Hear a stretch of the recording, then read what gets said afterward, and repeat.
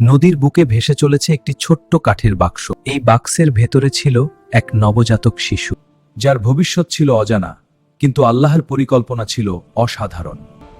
তিনি হলেন হযরত মূসা আলাইহিস সালাম। সেই সময় মিশরের শাসন করছিল এক অত্যাচারী ফেরাউন। সে নিজেকে সর্বশক্তিমান মনে করত এবং মানুষকে 10 বানিয়ে রেখেছিল।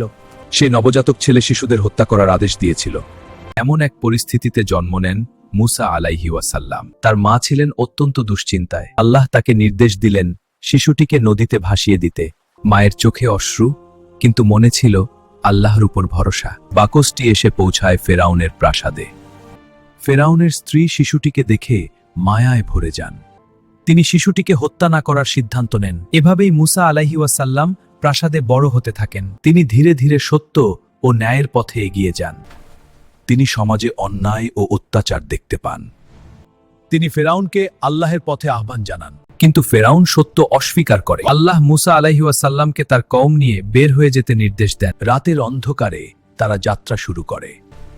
সামনে নীল সাগর, পেছনে ফেরাউনের সেনা। সবাই ভয় পেয়ে যায়। আল্লাহ আমাদের সাথে আছেন। আল্লাহের নির্দেশে সাগর দ্বিখণ্ডিত হয়ে যায়। তারা নিরাপদে পার হয়ে যায়।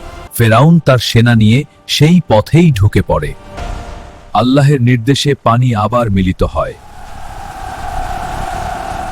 আল্লাহের নির্দেশে পানি আবার মিলিত হয়, আর ফেরাউন ধ্বংস হয়। সুবহান আল্লাহ। আল্লাহ সত্যকে বিজয়ী করেন।